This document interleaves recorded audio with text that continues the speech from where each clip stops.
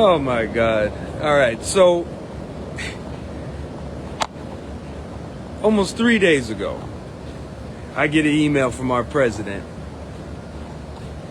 I'm released from work on this day, the 19th, to see a worker who needs union representation at Midway Shop at 4 in the morning. Okay. And then at 5 in the morning, we've got 2 workers that need union representation at Kimball Shop.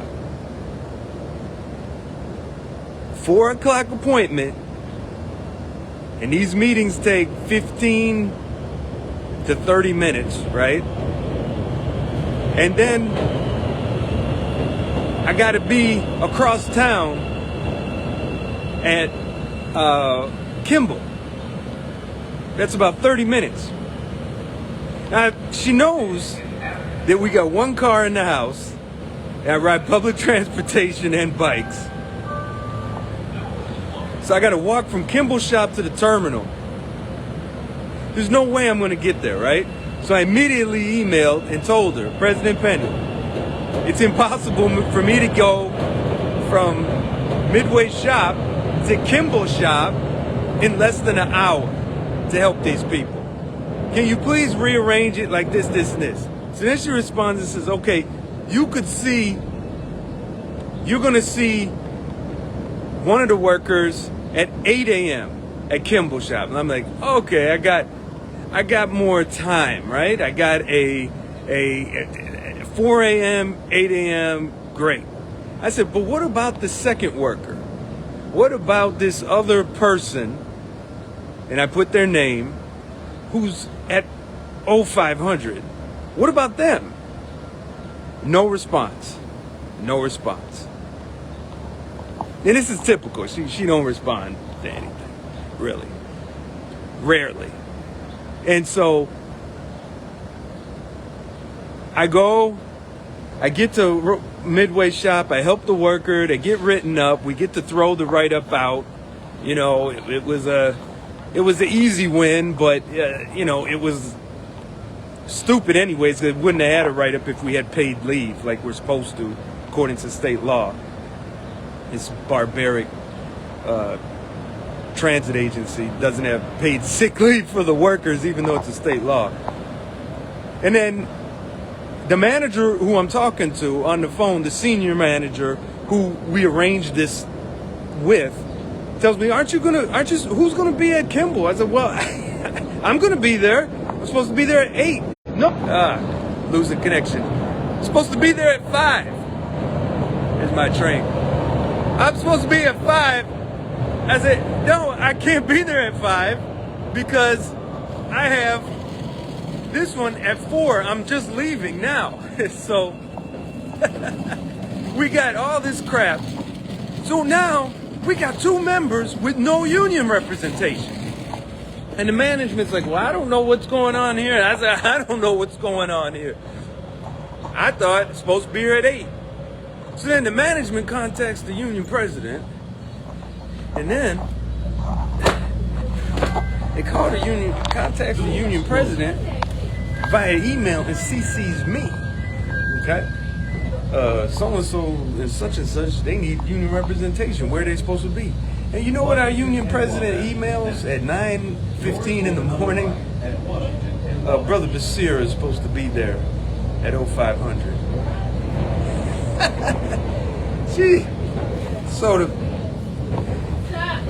She does this. She did this last time.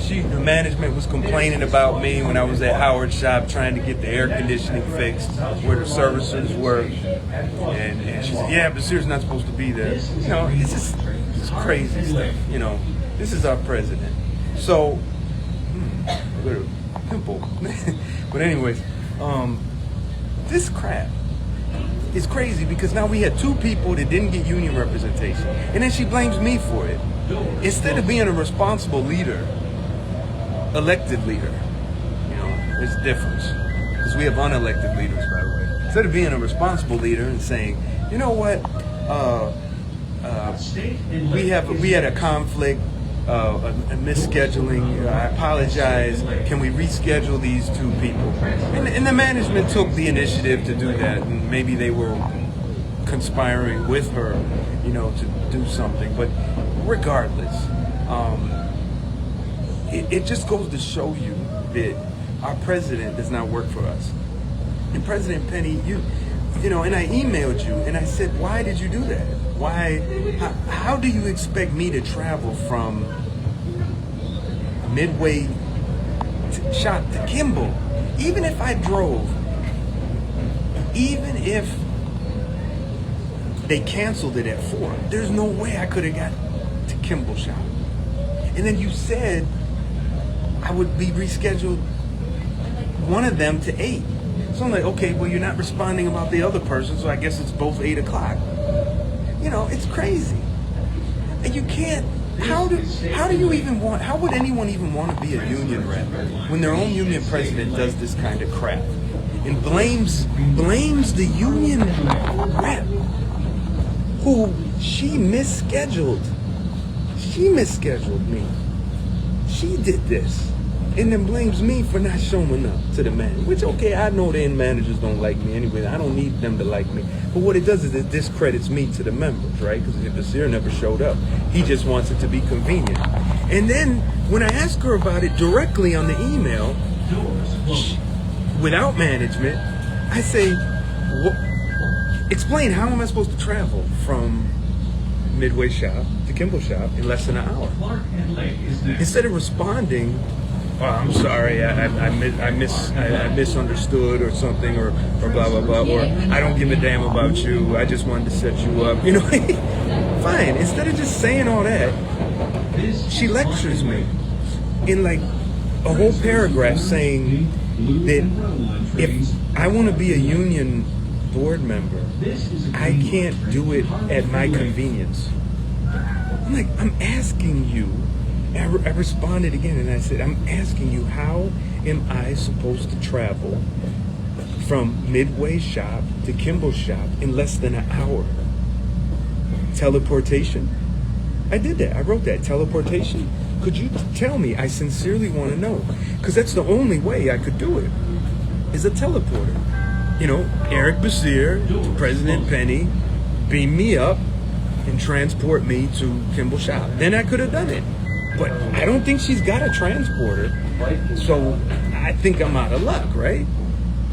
But she's lecturing me, gaslighting me that I ain't represented, that I want things to be convenient for me. But she has inconvenienced members, some who want me to represent them. It's ridiculous. So to the members who had no representation this morning, I'm sincerely sorry. I apologize, but I couldn't be there. In fact, I had to stay at Midway to confirm that we could get this brother's write-up thrown out. And we did, okay? So we got his sick write-up thrown out. He was a second chancellor, and it really would have screwed him. We got rid of it, okay, because he had a doctor's note, but I had to stay there past 4. Almost basically to 5 o'clock in the morning. Past 5, and I was on my way. So I'm sorry, dear members. I very apologize. But when President Pennie schedules me, right?